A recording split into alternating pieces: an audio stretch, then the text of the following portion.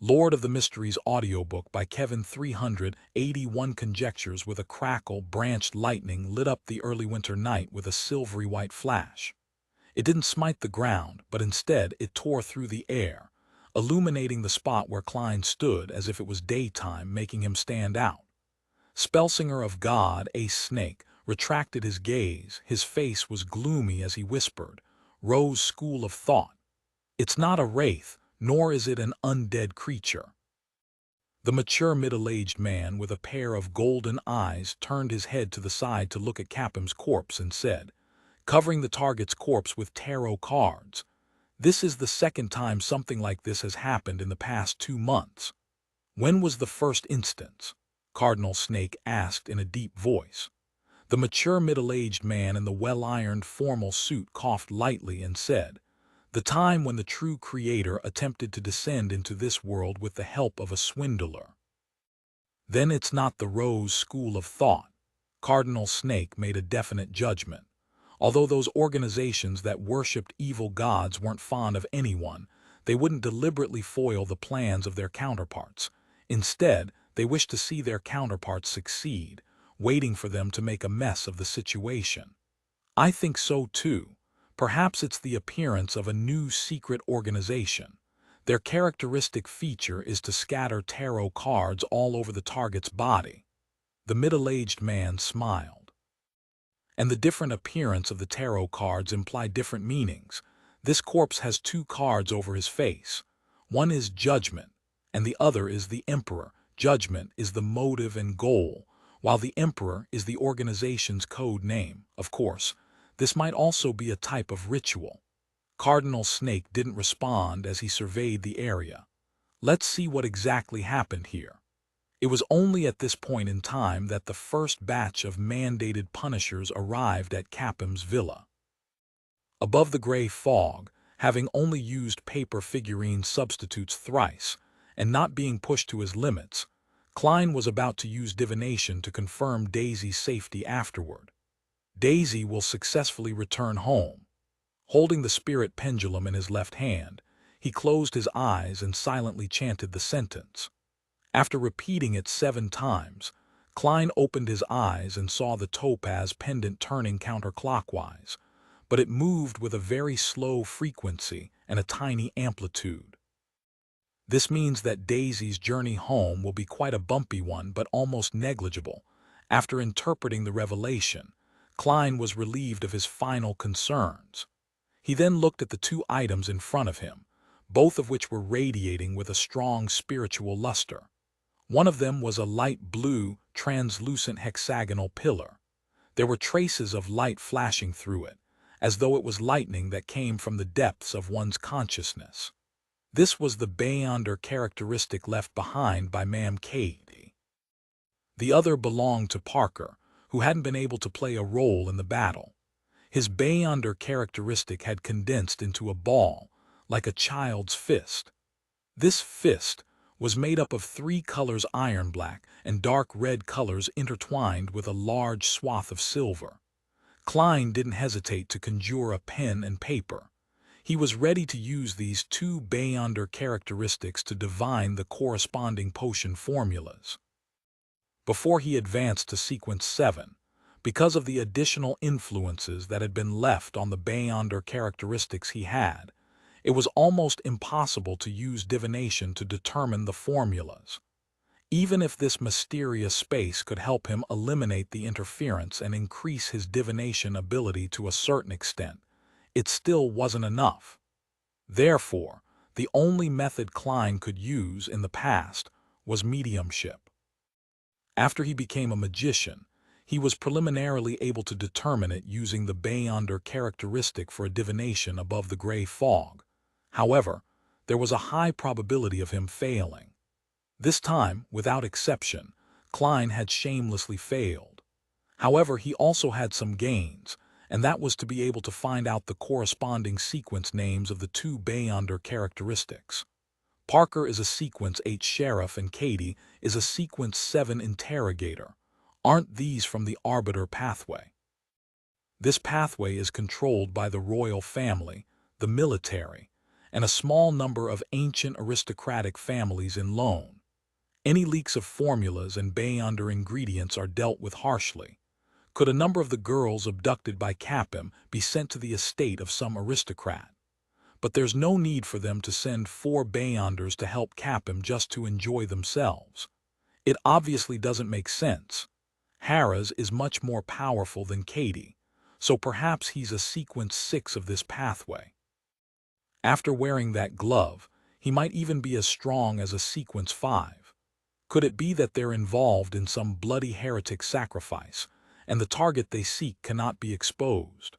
Apart from those on the inside of the kingdom, Phainopotter's Castia family also possesses this Beyonder pathway, which is then transmitted to their army and intelligence system. Could this be another espionage case of some unknown nature? Klein tried to divine a few of his conjectures, but he failed again. He temporarily put this matter to the back of his mind and lightly tapped the edge of the long bronze table as he muttered to himself, "As long as I have the formula, with the corresponding supplementary ingredients, these 2 Beyonder characteristics will be able to turn a person into a sequence 8 sheriff and sequence 7 interrogator. Miss Magician's friend, who's called Zio, seems to be lacking the Beyonder ingredients for sheriff. I can sell Parker's Beyonder characteristic to Miss Magician through the world, so that I can quickly amass the money needed for the ingredients of the faceless sequence potion. However, always doing it through the world doesn't seem rather appropriate. I deliberately left the tarot cards this time. If Miss Justice were to hear of this matter, then she would definitely believe that it was done by my adorer. I'll let Mr. Fool do the selling on his behalf." Klein quickly finalized a plan and made the sheriff and interrogator Beyonder characteristics fly to the corner and hid it among the junk pile. I wonder what the names are for the arbiter pathway sequence 6 and 5. It seems like something that uses order and law's judge. Klein put away those thoughts and closed his eyes midway to carefully observe his current state. Once again, he felt his spirituality become lively as the potion stirred. He felt that his digestion of the potion had sped up. This time he had confidence based on his intuition that he had concluded most of the magician rules. The remaining minutiae were good to have, but it didn't really matter if he lacked them. It didn't significantly affect his digestion process. Conjuring a fountain pen and goatskin, Klein enhanced his memory by writing the magician's rules. 1. Never perform unprepared. 2. Challenge the impossible, even if the final outcome is nothing but an illusion. Klein believed that these were the 2 core tenets of the magician's rules. Grasping them would be key, and the rest were supplementary for perfection. 3. Take the initiative to perform. 4. Try to get applause from the audience. 5. Wield control of the target's attention. Putting down the dark red fountain pen, Klein skimmed through it and judged them by himself. Daily acting, together with 3 or 4 proactive acting instances, would be enough to allow me to digest the magician potion before New Year's. If I were to challenge an impossible performance during this period, then my progress would be even faster. This is roughly at the speed I wish to achieve. There were still about 2 months till 1 January 1350. After doing all this, Klein rubbed his temples, prepared to return to the real world. After putting away the Dark Emperor card, the biological poison bottle, and other items, he suddenly laughed and said self-deprecatingly, "Challenge the impossible. Isn't that equivalent to courting death?" As his voice echoed, Klein's figure disappeared from the space above the gray fog. In the cheap hotel in the Backland Bridge area, he suddenly opened his eyes and saw the candlelight of his summoning ritual. After quickly clearing up everything, Klein put on a thick worker's jacket he'd bought for 4 soldi and went to the window. He picked up the sweet iced tea that he had bought earlier and looked at his blurry figure, which was reflected in the window. There was a heartfelt smile on his face as he whispered, "Cheers." Just as he finished his sentence, he touched the glass with his cup, then lifted his chin and downed it in one gulp. Then he sauntered out of the hotel. The nearby gas lamps were already fully lit up, and pedestrians and carts were bustling about, oblivious to the explosion at the border between the Sherwood Borough and West Borough. Klein strolled around the Bravehearts bar for a while, and at 7:58 he knocked on the door of the Bayunder gathering organized by Eye of Wisdom. He wore an iron mask and a hooded robe, acting completely ordinary. Meanwhile, Zio, who went to various places every night to check on her contacts, saw a sign that had never appeared before. It belonged to the golden-masked man who had sold the sheriff's formula to her at the gathering organized by Mr. A. It was the sign of an emergency meeting. He hasn't come looking for me all this time, and I've been pretending that it had never happened. Why would he suddenly? Zio thought for a moment before deciding to take a look. The golden-masked man had promised to give her some missions, allowing her to save enough money and exchange it for the corresponding Bayunder ingredients. Therefore, Zio switched areas and marked the time and place of the meeting. Half an hour later, Zio walked out of her hiding place after secretly observing a remote alley that also extended in all directions. She walked towards the golden-masked man. The man was still wearing his black tuxedo. His light brown eyes swept over Zio's head. "There's a mission for you." "Difficulty and compensation?" Zio asked like clockwork. The man nudged his mask, which was forged from gold. "It's not dangerous, but it can be very dangerous. It all depends on what you do. The initial compensation is £30. If you can acquire useful information, I can even directly give you a Bayunder ingredient corresponding to sheriff." "What's the mission?" Zio said with a frown. The golden-masked man's gaze turned heavy as he said, "Through the channels available to you, figure out who has recently been keeping tabs on Capim." "Capim, that human trafficker?" Zio returned with a question. The man nodded. "Yes." "I reject this mission. I hate him." Zio immediately refused.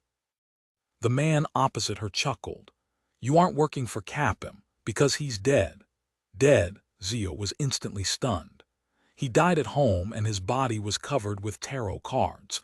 There were 2 cards on his face, one Judgment and the other the Emperor. By the way, pay attention to matters in the past few years which have involved tarot cards but were not reported to the police," the man added. 382 Hero Bandy Sherwood Borough, in the house Zio and Fors rented. Fors was just finishing the beginning of her new book and in her good mood, prepared to reward herself with a cigarette, when Zio pushed open the door and entered the study. "Smoking is harmful to your health," Zio sniffed. Fors didn't argue with her when she saw her puzzled look. Instead, she asked, "Looks like something happened to you." Zio scratched her rough blonde hair and sat down on a nearby chair. "That person from before contacted me, the person who sold the sheriff formula to me through another person at Mr. A's gathering. He gave me a relatively simple mission. The initial reward is £30. I don't even know if there are any hidden dangers." Fors thought for a moment and then said, "That person, there should be an organization behind him, but why would they want to rope you in? Aren't they afraid of being implicated by your intelligence, thus causing the entire organization to be completely destroyed? There's nothing they really need from you either. Your looks are barely passable, but you're too short, so perhaps your life is relatively more valuable. What mission is it?" Zio was used to her good friend's snide remarks as she ignored what she said in the beginning. She directly answered the second question. "Investigate if there has been anyone keeping tabs on Capim recently." "Capim? The human trafficker who deserves to be hanged? No, burned to death." Although Fors wasn't a bounty hunter, it was her writer's instinct to gather material, so she often asked Zio to tell her stories and news she had learned. Zio nodded. "It's him, but he's already dead. He seems to have died rather miserably." "How did he die? Was he sliced to death by a knife bit by bit?" Fors asked, pleased and curious. "That person didn't go into a detailed description." "Perhaps it'll be mentioned in the papers tomorrow." Zio thought for 2 seconds before continuing. He only mentioned a rather special situation at the scene of the death. He said that Capim's corpse was covered in tarot cards. His face was covered with the Judgment and the Emperor cards. The Judgment card probably meant that it was a judgment on Capim and the verdict was death. But what does the Emperor card represent? That murderer, know that hero's identity. As a best-selling author, Forz instinctively began interpreting the unique layout of the scene of the crime. Suddenly, she froze. Tarot cards. The corpse was strewn with tarot cards. Forz suddenly thought of the secret organization she had just joined, Tarot Club. It couldn't be one of us, could it? However, none of the members has the code name of the Emperor. If it's really the case, then this is the first time I've found traces of the Tarot Club in the real world. We're not just a secret organization that only exists above the gray fog. As For's emotions churned, she felt pleasantly surprised and also worried. Under an attendance lead, Klein entered the familiar activity room. There was only one candle in the room. The dim yellow light made the surroundings look like a scene from a ghost story. Coupled with the black robes and the iron masks worn by the mysterious people, the atmosphere turned even more intense. The moment he stepped in, Klein suddenly had a baffling sensation. He felt the flickering candle flame staring at him. He felt that the flame would burst and ignite his hair and robe. He felt that the curtain behind the oriel window would suddenly flare up, enveloping his body and covering his nose and mouth, forcefully choking him to death. What's happening? Klein was stunned as he turned extremely tense. It wasn't a premonition for danger, but a feeling that was hard to avoid. Klein carefully found a seat and sat down. The moment his buttocks touched the surface of the chair, he felt as if the chair would explode and thick wooden thorns would end up piercing through his body. This reminded him of the videos he had seen back on Earth due to the explosion of a low-quality gas cylinder under a swivel chair, the steel pole, and the debris had stabbed into the seated owner's buttocks, drilling into his abdomen. The whole scene was filled with badly mutilated blood and flesh, a ghastly sight. Why am I always making such bad associations? Is it because of the damage done to my spirit body from the battle earlier? Klein looked around thoughtfully and saw that the fat apothecary had still not attended. What happened? Or has he already left Backlund? Klein murmured something to himself and heard Eye of Wisdom announce the beginning of the gathering. In the course of the next few hours, Klein felt as if the chandelier on the ceiling was going to fall sideways and smash into his head. He thought that the coffee table in front of Eye of Wisdom would suddenly move sideways and stumble him over, and he suspected that the members of the gathering around him were full of malice and might cause him trouble at any moment. It made him fidgety, alert, and puzzled, and he was too distracted to pay attention to deals that either ended in success or failure. If one is to say that a premonition for danger is like an occasional vibration, reminding one that there's news entering the room or an incoming phone call, then the feeling I have at this moment is akin to an electric drill boring constantly, causing me to be unable to relax or pay attention to anything else. Klein tried to rub his forehead, but it only touched the cold iron mask. At this moment, he felt as if his iron mask would suddenly cave in and stick close to his face, embedding itself into his brain. Is it really because my spirit body was damaged so it's making me hallucinate? Klein frowned. He originally wanted to make a request to buy the 1,000-faced hunter's blood and mutated pituitary gland at this meeting, but in such a situation, he could only give up out of caution. Although the level of Eye of Wisdom's gathering wasn't high, and there was a high probability that it wouldn't involve a high-level monster like the 1,000-faced hunter, Klein believed that a lot of the members here also attended other gatherings and might be able to come into contact with the relevant information and clues. Amidst his anxiety, Klein attended the gathering as a bystander. Just after taking off his robe, removing his mask, and leaving the room, the feeling that everything in the room was going to harm him had instantly disappeared, disappearing in the oddest manner. Klein's pupils shrank, confirming that his previous experiences didn't originate from the damage to his spirit body. Otherwise, he wouldn't have experienced two completely different states, inside and outside. He suspected that there was a person or creature in the activity room of the gathering, one that was invisible, imperceptible, and extremely terrifying.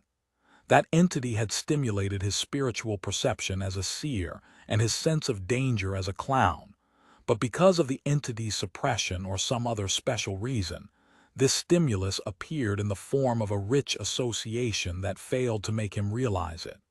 Who could it be? This is too scary. Just the existence itself made me have a reaction similar to the symptoms of losing control. Without making a sound, Klein left Eye of Wisdom's house and headed toward the nearest street. All of a sudden, he had a guess. The Bravehearts bar is nearby, and it's also the monitoring area of Wraith Steve, who was killed by Miss Sharon, Merrick, and I. Their deaths would definitely make the Rose School of Thought's high-sequence Beyonder angry, and he would cast his sights over here. Towards the Beyonders living near the Bravehearts bar. Was that him? Fortunately, I used the biological poison bottle and the sun brooch tonight, and to prevent myself from being divined, I left them above the gray fog. Otherwise, the result would be unimaginable. The magician who just completed an impossible performance would be killed directly here. The Beyonder world is truly dangerous. Inside the Holy Wind Cathedral, Cardinal Ace Snake looked at the captain of the mandated Punisher team and asked emotionlessly, "Who is Capim? Why is there an underground dungeon in his villa?" The captain of the mandated Punisher team replied immediately, "He's a tycoon, one who was rumored to be related to many cases of missing girls. He's suspected of being a human trafficker, and that he is secretly engaged in the slave trade." That underground dungeon proves the rumors. Why did a human trafficker receive the protection of so many Beyonders? And their sequences aren't low either, Cardinal Snake pressed. "Your Grace, this requires an investigation. We tried using Beyonder means to find clues, but all of them failed," the captain of the mandated Punisher team replied, somewhat trembling in fear. "I've tried it too," Cardinal Snake didn't blame him. This member of the Church of the Lord of Storms' upper echelon paused for a moment before continuing. "Continue to investigate this matter. Also, find that sequence 6 or 5 Spectre." After his subordinate had left, Cardinal Snake picked up his fountain pen and wrote down in his notebook a number of subjects to pay close attention to. Capim, human trafficking, tarot card ritual, strange specter without a high sequence, concealed plot. In Empress Borough, the opulent villa of Count Hall. Audrey was waiting for the maid to cut up the food when she heard her father, Count Hall, who was used to reading the newspapers at breakfast, laugh. "Capim is dead."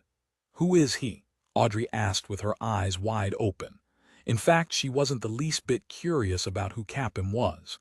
She was simply going along with her father, who obviously had the desire to share his thoughts.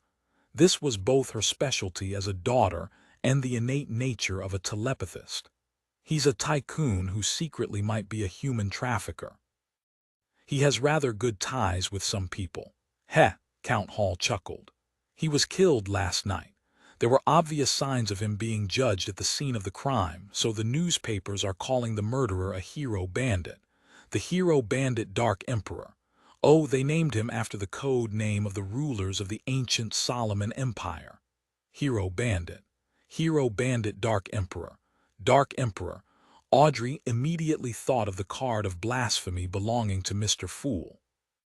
This was the item of the highest level she had come into contact with so far. She suddenly became interested in the Capim murder. "It sounds interesting. Although it's illegal, I still want to say that the hero bandit did beautifully." "Oh, Dad, how did it go?" The police and relevant departments of the church didn't divulge any exact details. I haven't met them either, but this is what's said on the papers. The hero bandit was dressed in black armor and a black crown. He had a cape of the same color behind him. After he entered Capham's villa, not only did he steal all the valuables in the safe, but he even stole the lives of Capham and his evil henchmen, rescuing girls who were locked up in the underground dungeon. He scattered tarot cards on Capham's body, and the most prominent of all were the two cards that covered his face. One of them was Judgment, and the other was the Emperor. Count Hall held the newspaper as he described it with a smile.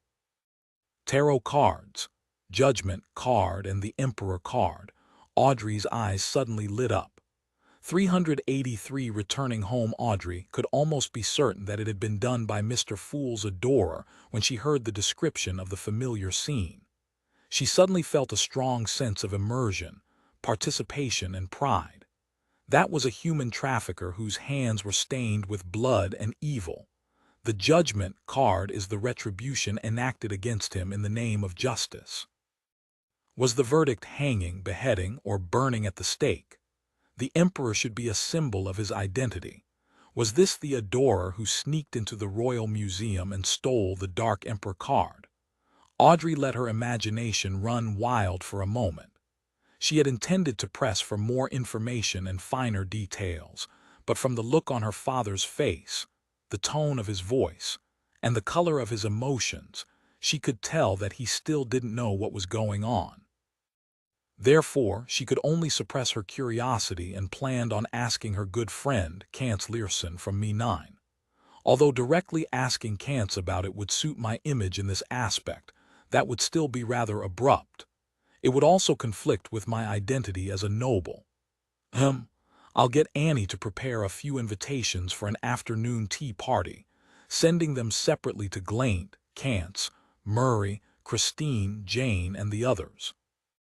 Most of them are interested in mysticism, so they would feel interested in someone known as the hero bandit Dark Emperor. Under my guidance, they can help me ask a lot of questions that wouldn't be convenient for me to ask. It's decided. Audrey retracted her attention and nibbled at her breakfast. She believed that Mr. Fool's adorers wouldn't have dealt with Capham purely for the sake of punishing evil, since it wasn't in line with his identity and status. Of course, if Audrey was still the same Audrey who had just joined the Tarot Club a few months ago, then she definitely would have been willing to accept such an explanation. Otherwise, she wouldn't have chosen the Justice card as her symbol. After experiencing so many gatherings and so many matters, she felt that she had matured a lot and was no longer as innocent. She believed that there had to be more important and essential factors behind this matter, such as an evil god or secret organization which Capham was involved in. I hope Kance can provide some useful information, Audrey thought with anticipation. 15 Minsk Street. Klein was eating white bread with jam and flipping through today's newspapers. What? A safe? As he read, he almost choked on his own saliva. It wasn't me. I didn't. Don't spout nonsense. In his mind, Klein immediately rejected the description of his theft of everything in the safe thrice. The situation had been pressing, and in order to gain clues, all he did was burrow into the safe to see if there were any important documents or evidence despite having found the safe. He didn't take anything, and he quickly left the safe and went to another room. Of course, Klein, in his spirit-body state, had also suffered some damage from the gas explosion, and the total weight of the items he could carry had been greatly reduced. There were only gold bars, jewelry, land deeds, house deeds, antiques, and other items in the safe, which were either not convenient for him to take, or there was no way he could launder them. Perhaps he has a place reserved especially for cash, but unfortunately, I didn't find it, nor did I have the time to look for it. Klein muttered silently to himself, confirming that it was the subsequent investigators who had divided up all the contents in the safe. He looked at the newspaper, took a sip of Psy black tea, and slowly exhaled. He smiled inwardly. Hero Bandit Dark Emperor. I like that name. After breakfast, Klein put on his thick double-breasted frock coat and half-top hat, and he held a solid black cane. Opening the door, he left Minsk Street for Broken Axe Lane on the boundary of the East Borough. That was where Daisy had disappeared. After finalizing his plans yesterday, and before he committed to his operation, he had deliberately made a trip to Broken Axe Lane to seriously look for clues. He knocked on the doors of the nearby houses and asked if they had seen any girls like Daisy. Although Klein didn't believe that the official Beyonders would think that a poor family would be able to afford a hero bandit, who had at least the strength of a Sequence 6, and he believed that there was a higher probability that the investigation would be directed towards the secrets Capim was involved in, supplemented by who had been keeping tabs on Capim recently, and other peripheral investigations. He still cautiously decided to put on a show and try his best to play out the entire act. What if one of the Beyonder enforcers lost their mind and planned to make a preliminary investigation in this aspect? Some families might have some savings and would be able to hire other detectives. The chances of being suspected as a kind-hearted person like me who just took on the case yesterday are extremely low. As long as I'm not suspected, they wouldn't compare my performance from the previous Lanevis case. Besides, the Nighthawks were the ones who took action previously and were assisted by the military's special department. Capim's case happened in Sherwood Borough, so the ones taking on the case would likely be the mandated punishers. The communication between the two groups wouldn't be that smooth. Katie and Parker belong to the Arbiter Pathway. I wonder if the military will intervene. As a former Nighthawk, Klein had a sufficient understanding of the modus operandi of the various official organizations, their work styles, and their investigation habits. Simply put, I have excellent anti-detective abilities. Klein gave a self-deprecating laugh as he boarded a carriage. He was going to continue his investigation into Daisy's disappearance. After all, he was an ordinary private detective who hadn't been able to confirm that Daisy's disappearance had anything to do with Capim. At 9 o'clock in the morning, Daisy returned to the shabby rented apartment under the escort of the police officer in charge of the neighborhood. Along with a few pitiful girls like her, she had been settled into the various cathedrals in Sherwood Borough last night and had been questioned accordingly. It included what they saw when they escaped, what they saw when they looked back, where they lived, what their family situation was, if they knew any friends who were out of the ordinary, and so on and so forth. Daisy, who was still in a state of panic and lingering fear, answered the questions truthfully. After that, no one came to her again. She slept through the night and was sent back to East Borough early in the morning, where she was handed over to the fierce police officer she always saw. Along the way, Daisy didn't dare to say anything. She trembled in fear, and only when she entered the apartment where she lived did she feel a little more at ease. As soon as she stepped through the door, and before she could find her mother and sister through the hanging wet clothes, she heard a scream. Daisy! Freja stopped whatever she was doing and like a nimble fawn darted through the clothes hanging in the air and the random things on the ground. She ran to the door and hugged her sister tightly. Then she let go of her hand, and with tears streaming down her cheeks, she sized Daisy up with pleasant surprise and in concern. "Are you all right? It's so wonderful that you're finally back." Liv also stood up from behind the wash basin. She wiped her hands on her clothes and asked, rubbing her eyes, "Daisy, where have you been these past few days?" At that moment the police officer interrupted. "She was kidnapped. We rescued her." Thank you, you guys are too great." Liv shed tears and randomly used an adjective. The policeman coughed lightly and said, "That's our duty. Have you met anyone strange in the past few days?" Liv was stunned for a second. Hoping to not be involved in too many matters or get into any trouble, she said, "No, I really haven't." The policeman waved his hand and said, "Be more careful in the future. Don't take deserted shortcuts again." He couldn't stand the humidity and the motley of smells, so he turned and left. Liv looked at her daughter again. She took wide strides over to her side and wiped her hands on the side of her clothes before hugging Daisy. "It's good that you're back. It's good that you're back," she murmured through her tears, not asking if Daisy had been hurt. Daisy relaxed and sobbed. Beside her, Fredja was also crying. She stretched out her arms and hugged her mother and sister respectively. The three of them cried for a while before letting go. Liv wiped her eyes again and said, "Wash the clothes first. There are still a lot of them." Daisy, who had just been rescued, nodded and quickly threw herself into her busy work. It wasn't until noon, while they were nibbling on their black bread and drinking plain water that could hardly even be considered tea, that Liv finally had time to ask, "Daisy, were you hurt?" Daisy shook her head. "They just hit me a few times." "That's great, the police rescued you. A kind detective was willing to help search for you for free yesterday, and you ended up returning today." "Ah, he still has your vocabulary book," Fredja mentioned in passing. "Already prepared," Liv mentioned. "I'll get old Kohler to get it back and tell the detective you're home so that he won't have to busy himself over this matter. Regardless, we have to thank him again." Daisy felt relieved as she replied to her sister's question. "No, it wasn't the police. There was a sudden explosion and the doors that kept us locked up were strangely opened and we just ran out. However, I did see a gentleman or a lady on the roof. He wore black armor, a crown-like helmet, and a cape. He just stood there watching us quietly. None of those bad guys came to stop us or chase us down." As a tutor at the free school, Daisy clearly had a richer set of vocabulary than her mother, Liv. "A person dressed like that saved you," Liv answered in shock. By the side, Fredja curiously waited for the answer.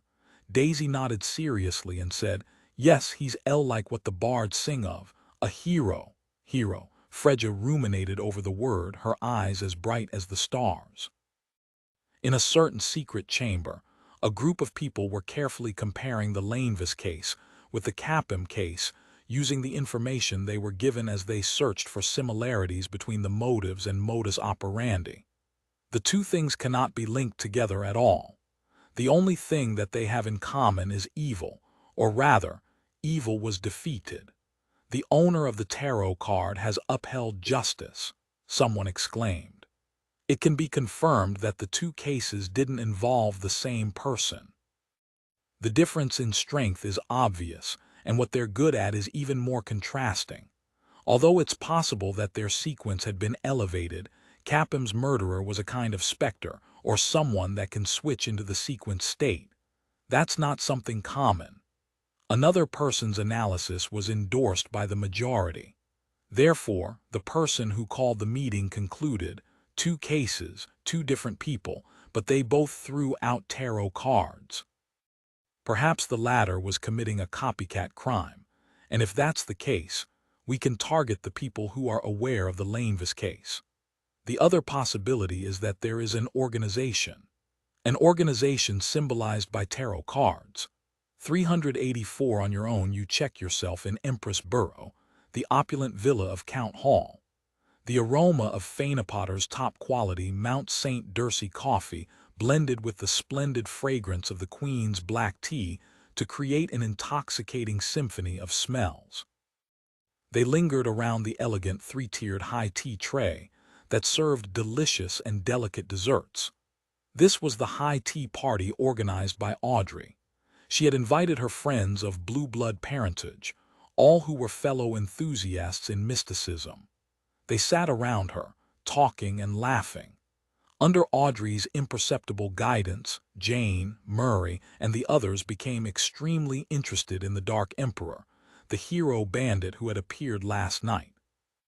All of them cast their eyes towards the noble-born Kance Learson who had joined Me9. "What beyonder powers does that Dark Emperor have?" the sweet-looking Christine asked curiously. Among the few of them, the lowest rank among their fathers was that of a viscount. It allowed them to have sufficient status and channels to understand the existence of beyonder powers and potions in their endearing pursuit of mysticism.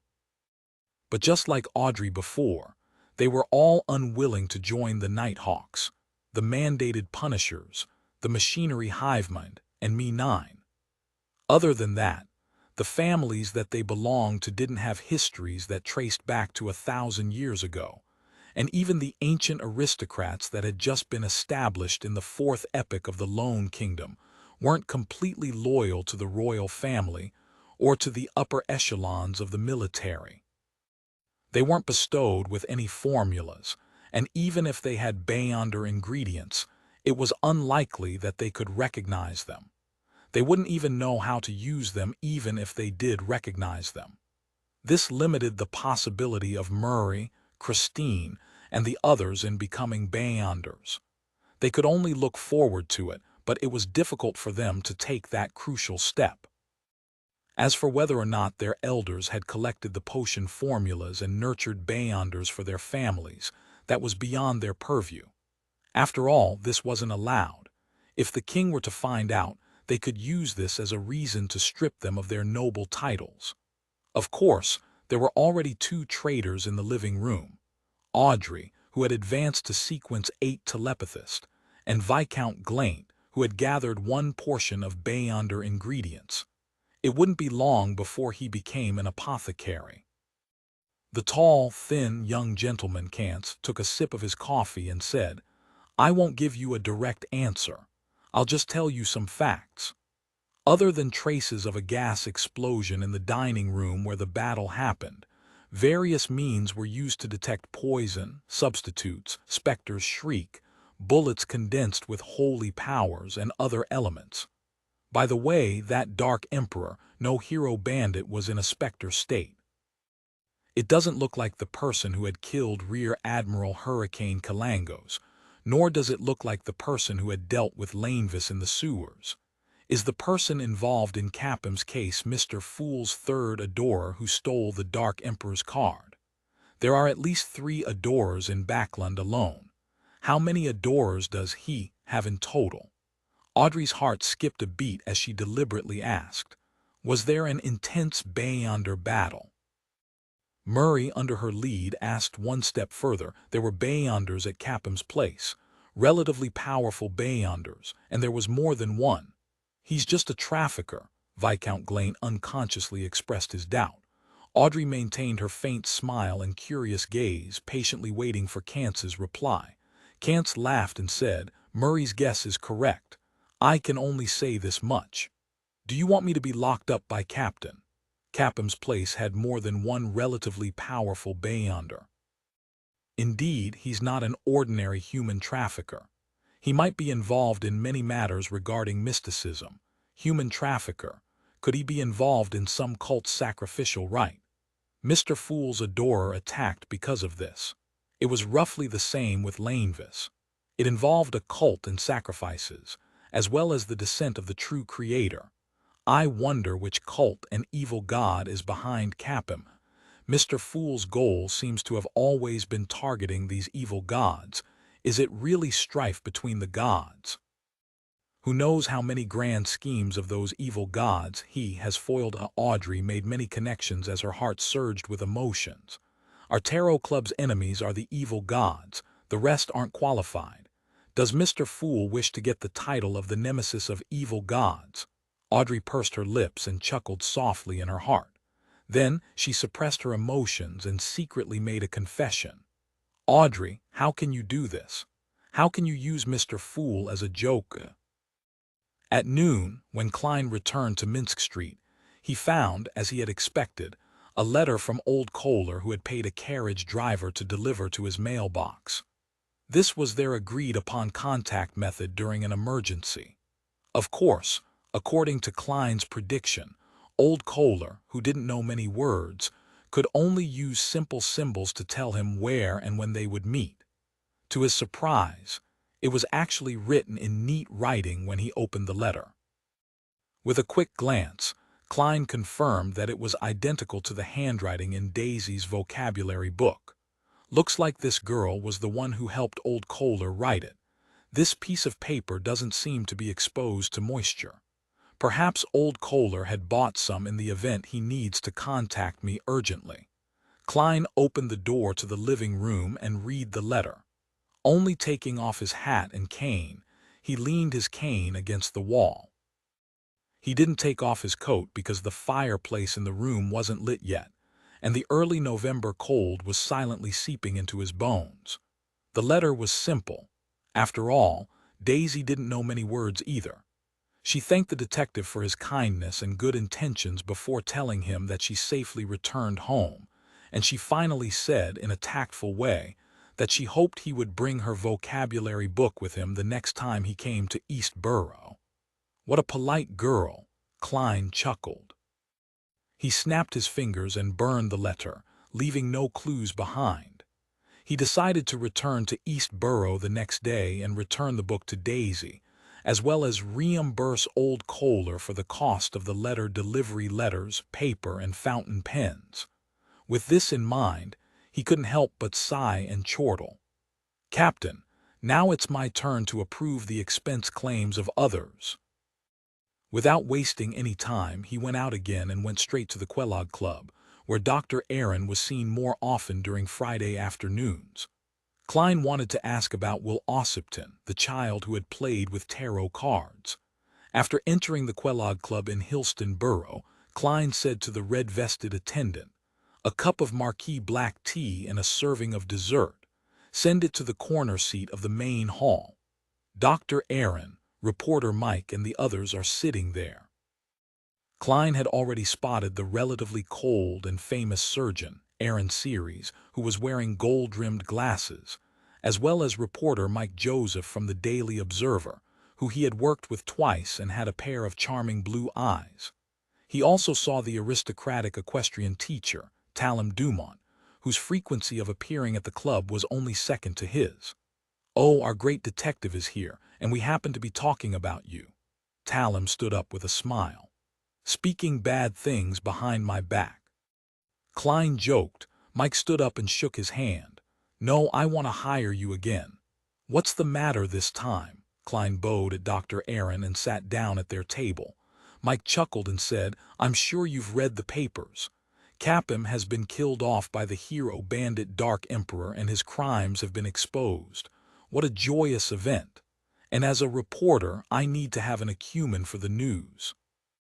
I plan to get a list of names of the girls who were rescued in East Borough from the police department to interview them. Then I'll paint Capim's most cruel, most evil, and most unforgivable side to the readers of the newspaper. Of course, the victims must remain anonymous." He paused for a moment and suppressed his voice. "I also have a hidden objective, or should I say, I wish to use the interview to know if these girls or their family know any relatively special friends. Who knows, that might be hero bandit Dark Emperor. You found the right person." The corners of Klein's mouth almost twitched. He smiled at Mike and said, "We've already worked together on East Borough's matters. We have sufficient familiarity and trust, so I have no reason to decline. I hope for a pleasant partnership." Mike stretched out his hand. "We'll start tomorrow or the day after tomorrow, and we'll be paid the same as last time for a total of £10. At that moment, Dr. Aaron, who had been listening by the side, said, "Sherlock, I want to hire you as well. This evening or after dinner." "It looks like my business is improving recently," Klein asked, amused. "Will it conflict with Mike's request?" "No," Aaron shook his head. "My luck recently has been pretty good. This makes me suspect that my bout of bad luck was because of that child's inverted Wheel of Fortune card and the words he said. I'm very troubled and puzzled in this regard. I swear to God that I was very nice to him and I treated him with the best of intentions. Why would he treat me that way? I wish to visit him at his place and confirm that he didn't do it on purpose. However, I'm ultimately afraid that something similar would happen again or some accident might occur. Therefore, I wish to hire you to protect me, just for tonight. It won't conflict with Mike's request. How about it?" "That's what I wanted to do." After challenging the impossible and doing good deeds, my moral standing has become pretty good. Am I really going to become the king of yellow and black who wields good luck? Klein was pleasantly surprised as he said with a reserved smile, "No problem. We can talk about the remuneration." The City of Silver. Derek Berg once again examined the translucent worm with 12 circles, the remains of Ammon's avatar. He had originally wanted to ask Mr. Fool what this was exactly, but considering how he had already troubled this godlike figure once, he couldn't bring himself to ask as he abandoned this plan. Now, he planned on showing it at the next tarot gathering and ask Mr. Hanged Man, Miss Justice, and the rest. After hiding the worm, Derek suddenly thought of something. It was about time for the team that had gone with Shepherd Elder Lovia to explore the half-destroyed temple of the fallen creator. To return, it wasn't too far from the City of Silver, and it was in a direction that they hadn't set foot in before. He decided to take a look. There were quite a few people he knew among the expedition team. 385, a story about love looking at the dark sky being lit up by streaks of lightning. Derek didn't knock on the doors of the few acquaintances he knew. Instead, he walked along the broadest road and walked all the way to the training field at the edge of the City of Silver. After each exploration team returned, they were forced to stay here for a certain period of time. Not only would it be convenient for them to communicate and report on the things they encountered in the darkness, but they would also be quarantined in a tactful manner to guard against strange things that might latch onto any member's body and suddenly erupt after a certain amount of time. This was the result of the City of Silver's 2,000 years of experience. It wasn't that complicated, but it was quite useful. As soon as he entered the training ground with the axe of Hurricane stuffed behind his waist, Derek Berg's eyes suddenly lit up. He saw the gorgeous Elder Lovia, who seemed to be in her 30s, as well as two familiar faces that were his age. Due to the City of Silver's limited environment, its population was unable to grow any further. The number of people of a certain age group was an adequate number, and although Derek wouldn't dare say he knew all of them, he had seen a majority of them before. He was classmates and partners with some of them during general education classes and on the practice grounds. The person Derek was most familiar with on this expedition team was Dark Regents, who had once been his patrol teammate. The youngster named Dark was of medium height and was slightly chubby. He was strong, optimistic, and cheerful. His face often beamed with a friendly smile. Currently, he was a Sequence 8 gladiator of the Giant Pathway. At this moment, the two parties were separated by a translucent wall that was as hard as steel, making it impossible for them to make any effective form of contact. They had to wait until the members of the exploration team were confirmed to have no problems before they could meet directly. Derek, who had become silent and withdrawn since the death of his parents, waved to Dark. Noticing this, the gladiator turned his head to the side and looked over. "Dark, how was it? You didn't encounter any danger, did you?" Derek shouted. The material used to create the black wall in that area came from somewhere that wasn't far from the City of Silver and was called dark amber. It was hard as steel, but at the same time it possessed a certain degree of transparency and had properties that made it good for transmitting sound. Derek's speech went through unobstructed. Derek imagined that Dark would definitely smile brightly and wave his arms out of habit, saying, "Take a look, I'm not injured at all, so shouldn't it be obvious that we didn't meet with any danger?" "It was nothing." Hearing his voice, Dark walked a few steps closer to the wall and answered with a smile, "No, everything went smoothly." Looking at his smile without any faults, Derek suddenly felt a chill run through his body. It was just like he was camping in a ruined tower or a ruined city at night. Darkness was all around him as they accumulated into overwhelming horror. Inside the Quelog Club, Klein and Dr. Aaron agreed on the remuneration, £2. "I have to say that a doctor's money sure is easy to earn if it were me in the past," Such a request would have cost at most 10 solely. Klein, who already had the intention to take the mission, sighed in his heart. He remembered that during his time with the Nighthawks, he had heard corpse collector Fry mention that famous doctors had very high incomes. At the time, in a response that was unlike the poet Leonard Mitchell, he said that as far as he knew, if a house was bought in a busy borough in Backland for a storefront, the quickest option would be to turn it into a clinic. They agreed to call on Will Ossipton's place after dinner. It wasn't 3 o'clock in the afternoon, so the equestrian teacher, Talum, gathered the three of them together at a table, and they began playing a game of upgrade, the game which was invented by Emperor Roselle. What I expected was to play tennis, practice shooting, flip through the books in the library, and live a healthy life. But why did it become like this? Klein spontaneously thought in between the card game. Frankly, with his current accomplishments in magic, he could have easily cleared out all the money Dr. Aaron, reporter Mike, and Talum had on them. But I'm an honest man, and I believe more in my skills and luck. As the red-vested attendant shuffled the cards, Klein picked up a cream cracker and took a savory bite. He couldn't help but marvel from the bottom of his heart. This is life. During the game, Klein noticed one thing: the equestrian teacher, Talum, was no longer in a daze or as upset as he was before. Has the matter of his friend falling in love with someone he shouldn't have been resolved? Klein thought curiously as he sipped the Marquis black tea. As a detective, he knew that this wasn't something he should ask in front of others, so he restrained himself and concentrated on his card game. By 5 o'clock, Mike Joseph had to go back to his company, so the game was suspended and Klein won 5 solely. My luck has been quite good recently. While Klein sighed with relief, he saw Dr. Aaron leave the table for the washroom. He controlled his voice and said with a low laugh, "Talum, has your friend's problem been settled?" Talum, who was throwing the cards in his hands onto the table, paused for a second before sighing with a smile. "You could say so."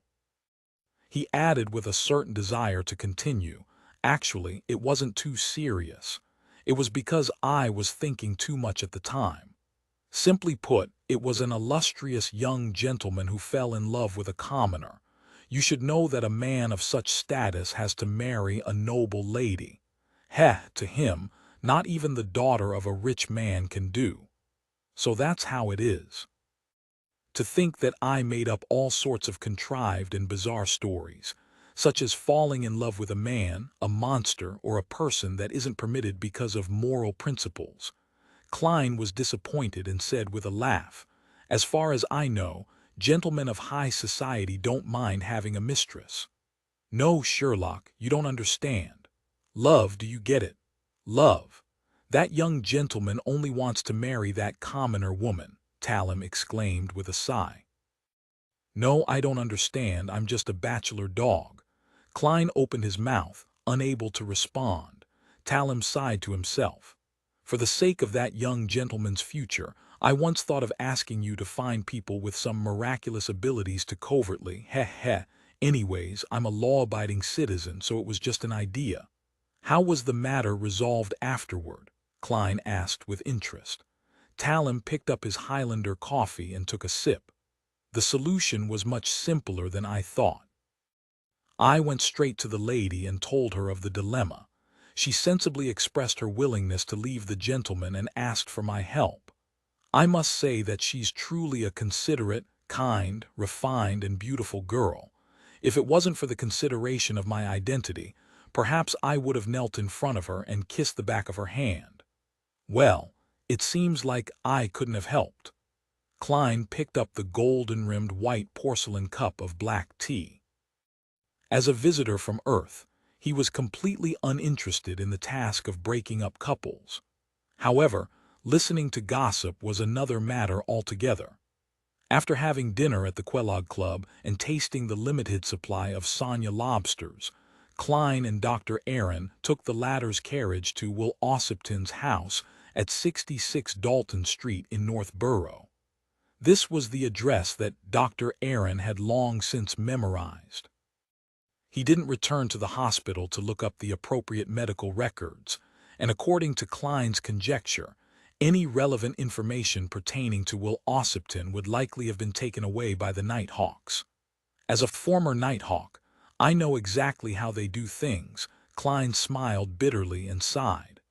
Pulling the doorbell, the two waited for a while before they saw the door open. A maid in a black and white dress puzzledly asked, "Gentlemen, who are you looking for?" Seeing that Aaron was still as cold as usual, Klein took the initiative to speak up. "We're looking for Will Ossipton. This is his attending physician. He came back to check on his health." I don't know him. I've only been here for a few days. I'll get my master. Please wait a moment," the maid answered blankly. While they were waiting, Aaron suddenly said, "I almost believe the reason you came up with just now. This is a basic quality of being a detective." Klein chuckled.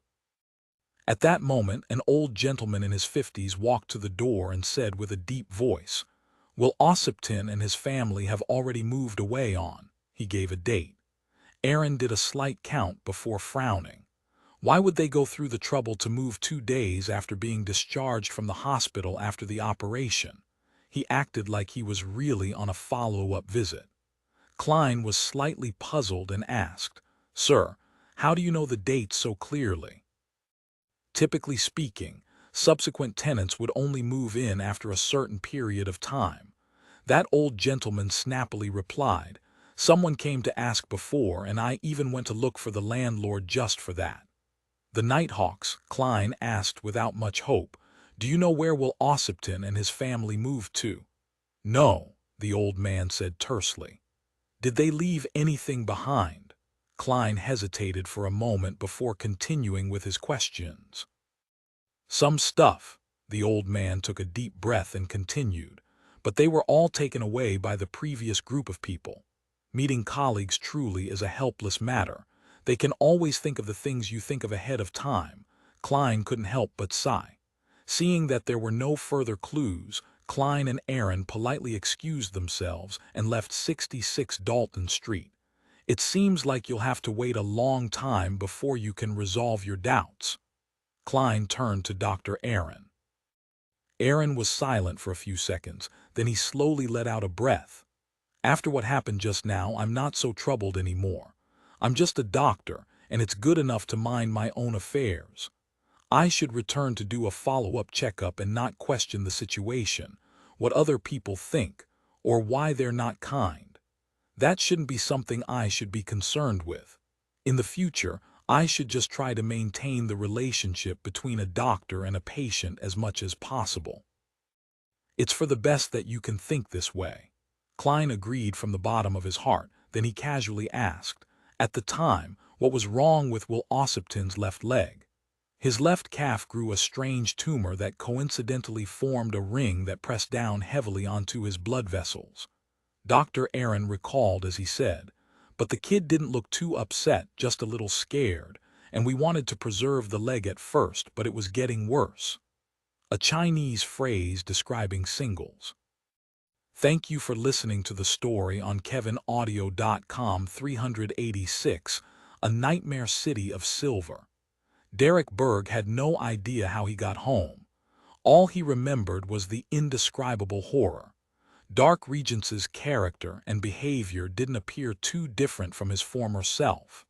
However, it was true that there was a change to him that was unsettling.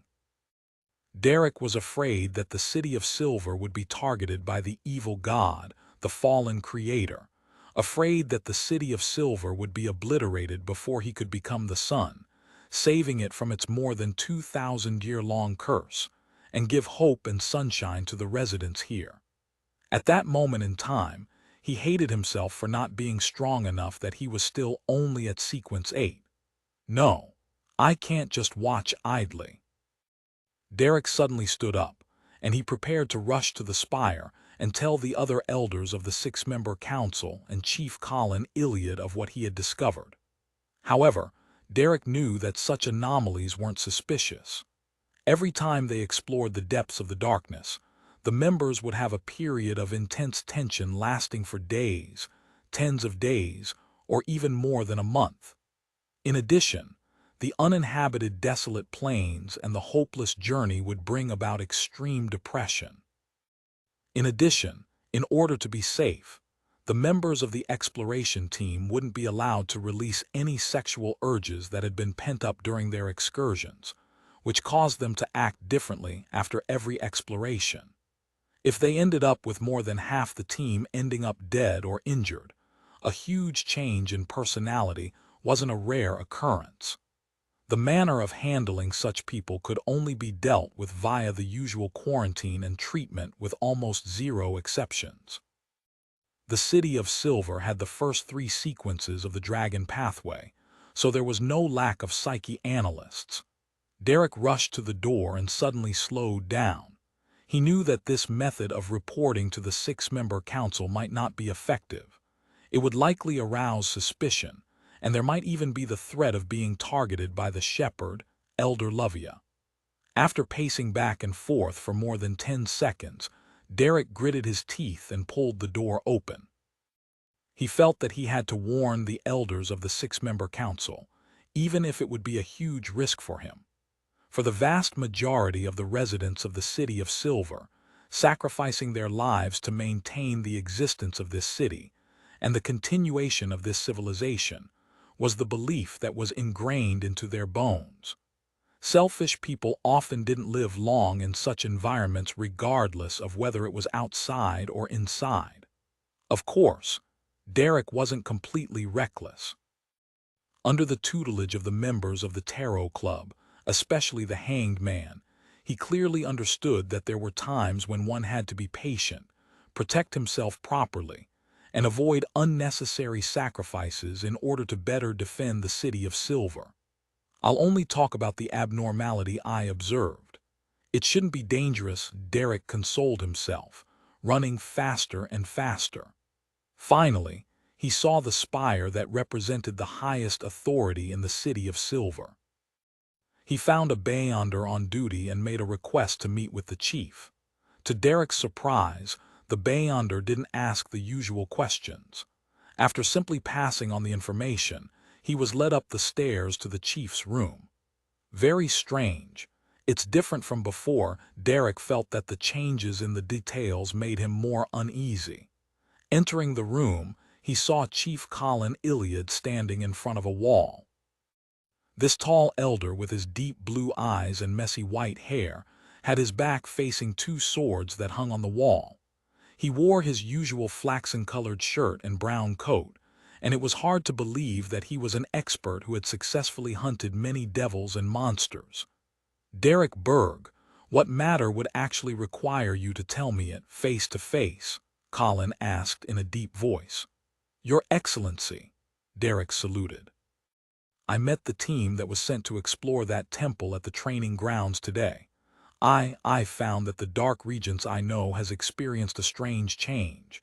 He's no longer as cheerful as he was before, and his smile is as polite as a stranger's. Also, Elder Lovia doesn't frequently change the way she speaks like she usually did. Colin looked deeply at Derek and asked in a low voice, just these 2 things? Yes, Derek lowered his head.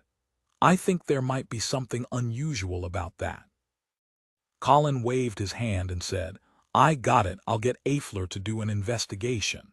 You may return. In the future, you just need to report such matters to the Guardian of the Spire directly.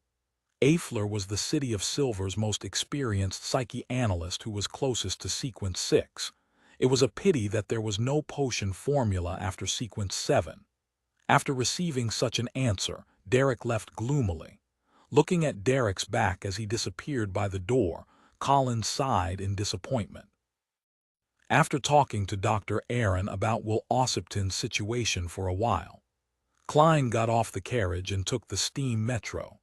After 3 stops, he arrived near Minsk Street and switched to a trackless public carriage to return home. As it was still early, he used divination to confirm that the previous tenant wasn't lying, and then he diligently continued to study the Book of Secrets. Ever since he had obtained this mysterious book, Klein's use of the mysterious space above the gray fog became more and more ingenious as he completed many more outstanding techniques. What limits me now is my own sequence, my own strength and spirituality. Late at night, Klein hid the Book of Secrets and went to the bathroom to wash up, in preparation for bed. That night, he slept soundly. Even the church bells in the morning only made him turn over. Winter is the best time to stay in bed. Klein grunted and got up. To reward the hero bandit Dark Emperor, he had a sugared hard-boiled egg and strawberry jam he specially bought to match with white bread. Just as he was enjoying his meal, the doorbell suddenly rang. "Didn't I tell Mike to come after breakfast?" He took a sip of the sweet soup and wiped his mouth with a napkin. According to his agreement with reporter Mike, he would only arrive half an hour after breakfast before they began interviewing the rescued girls of East Borough. If Mike didn't appear after half an hour, then it meant that the matter would be delayed by a day. Klein walked to the door, but before he could reach out his hand, the outline of a visitor appeared in his mind. He wasn't reporter Mike Joseph, but Dr. Aaron Series. "Good morning, Aaron. Did you sleep late last night?" Klein noticed that Aaron's face was pale, so he quietly activated his spirit vision to take a look. Aaron took off his hat and cane and started to take off his coat, but the cold air in the room stopped him. Klein laughed dryly and said, "As you know, I'll be going out today. Mike might come looking for me, so I didn't light up the fireplace." Aaron nodded and didn't say anything else. He followed Klein into the living room, found a seat and sat down. "Sherlock, I had a nightmare last night. I dreamed about that child Will Ossipton. Nightmare. This is within the limits of my knowledge. I'm a professional when it comes to interpreting dreams, far more professional than deduction." Klein leaned forward, clasped his hands, and said, "What kind of nightmare?" Aaron recalled and said, "There are some details and processes that I can't remember. What I remember most is a tall, pitch-black steeple with a huge silver snake coiled around it. It was moving slowly, looking at me with its cold, merciless red eyes. I don't know why, but I entered the steeple, and I would go up the stairs and at other times down the stairs, going through walls after walls and one locked door after another. Finally, I found the child called Will Ossipton in a dark corner. He hopped a few steps on one leg and curled up against the wall with tarot cards scattered everywhere beside him. When he saw me, he was scared and happy. He called out, 'Dr. Aaron.' The whole dream was roughly like that before I woke up." Klein listened attentively and thought for a while before asking, "Did Will Ossipton say anything else?" Aaron frowned and thought before suddenly saying, "Yes," he said, "Dr. Aaron, a snake wants to eat me." Following that, a giant silver snake hung down from the ceiling, its head facing me. Its mouth was very big, but it has no teeth, no tongue, and it was completely blood red. Silver giant snake, a pitch-black steeple, Will Ossipton protected under layers of protection. Klein said to Dr. Aaron in a measured voice, "It's not a very strange dream. It likely has you subconsciously sensing some kind of predicament he was in while you were talking to Will Ossipton, that he was being threatened by something. That's why you dreamed of something like this. A child hiding in the depths of a tall steeple, behind countless walls and doors, huge silver snakes coiling around the top of the steeple. Heh heh. As a detective, we know a little bit of psychology. It's also often talked about in the newspapers. What I don't understand is why you didn't have such a dream until today." Klein didn't lie about his interpretation, but he didn't reveal the possible true reasons behind it. Aaron opened his mouth and said, "I was in too much of a hurry just now and forgot to mention something." As he spoke, he took out a leather wallet and took out a fairly exquisitely folded paper crane. After realizing that Will Ossipton and his family had moved away, I remembered that he had given me this before he left the hospital, saying, "Doctor, this will bring you good luck." I didn't pay much attention to it at the time and casually threw it into the office drawer.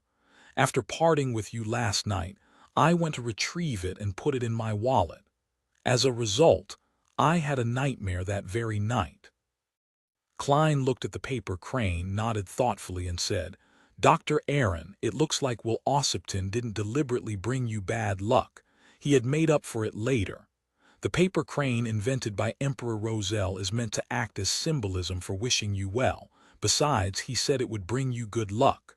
Aaron subconsciously asked, "Origami was invented by Emperor Roselle. I don't know if it's him, but I think it's likely him." Klein smiled. "Probably." 387. The uniqueness of a spirit world. Aaron was relieved by Klein's explanation and reassurance, and he prepared to observe for a few more days to see if there were any more nightmares such as this. After sending the famous surgeon out of the door with a smile, Klein's expression suddenly became solemn, as if he was thinking about something. There was no problem with his interpretation of the dream. The pitch-black steeple, the walls and doors that blocked his path, and the giant silver snake, they all symbolized that Will Ossipton was in a situation where he was threatened by something that symbolized the child's fear and helplessness, as well as his attempts to hide behind layers of protection. But the problem was that this was unlikely to be a revelation Dr. Aaron's spirituality had received on its own. Otherwise, he wouldn't have had such a dream only until last night, or when he found the paper crane. A similar development should have taken place long before Will Ossipton was discharged, back when his spirituality unconsciously became aware of the particularly strange developments, allowing him to have similar experiences as he had now. Therefore, Klein suspected that the medium which instilled the dream into Dr. Aaron was the paper crane. Klein activated his spirit vision to carefully observe this handicraft, but he didn't find any spiritual brilliance. However, his spiritual perception and intuition told him that there was something strange about this piece of origami. Certain magical aspects that might involve the most illusory, most difficult to comprehend, and most worthy of fear and reverence fate. That child called Will Ossipton isn't simple. It seems like the most amazing thing wasn't the tarot card, but rather he himself. The giant silver snake is a symbol of danger, and this matter is related to bad luck, good luck, and other elements. Could it be that it represents the snake of Mercury, sequence 1 of the monster pathway? Klein's thoughts wandered, but he couldn't be certain of anything. He turned to question the problem of how the dream was instilled. With Klein's accomplishments in mysticism, this wasn't something that was too complicated or difficult to understand. He quickly came up with an idea. The first thing to do was to rule out the influence of specters and wraiths, which would have stained Dr. Aaron's aura with a blackish-green color of varying degrees, and I didn't see any sign of that just now. There are two main ways of instilling information without causing the owner of the dream to appear abnormal. One of them is using the beyonder powers of a nightmare-like captain. An objective is met through guidance, and it wouldn't involve the culprit. Otherwise, traces would similarly be left behind. The second method would be even more ingenious and advanced. The principle of a dreamland is that of astral projections traveling through the spirit world, and the details that one would normally unwittingly notice under external stimulation would turn into a symbolic revelation. Or they can obtain some enlightenment directly related to themselves from external sources.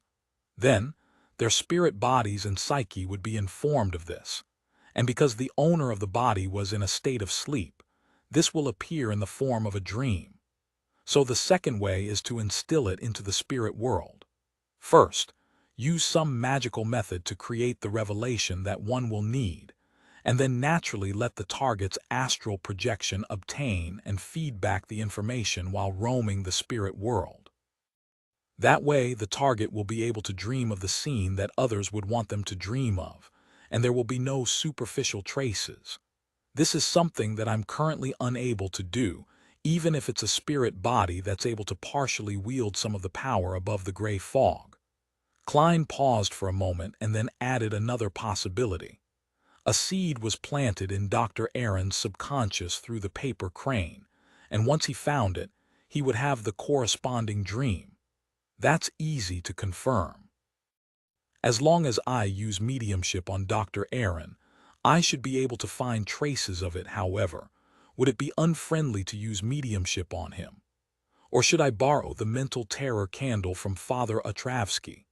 No, the one who recognized me was that vampire, the zealous figurine lover, Emlyn White, not the muscular, giant-like Father Otravsky. Klein reined in his thoughts and considered his subsequent actions. He decided that he would wait until he went above the gray fog to divine the level of danger. If it was an acceptable level, he would sneak into Dr. Aaron's house tonight, use the dream charm and other methods to secretly observe him, and see if the source of the dreamland was a result of direct guidance or an indirect fabrication. However, with Klein's strength and level, it would be difficult to find traces of the latter. Even he himself didn't have much confidence. This didn't mean that his astral projection could travel the same spirit world as Dr. Aaron's astral projection by sitting next to him and entering cogitation. This required a sufficient amount of locking on to do so. According to the descriptions in the Book of Secrets, the existence of the spirit world was quite magical. It completely overlapped with the real world, so everyone could obtain revelations from the spirit world at any time. However, the spirit world didn't distinguish between directions, and the past, present, or future could even intersect there. It was like infinite knowledge, information, and illusions were spiritually gathered and compressed into a strange sea. It was different from the world, as one would imagine according to usual concepts or logic. As a result of this, the revelations that one received from the spirit world could only be a variety of symbols, not direct answers.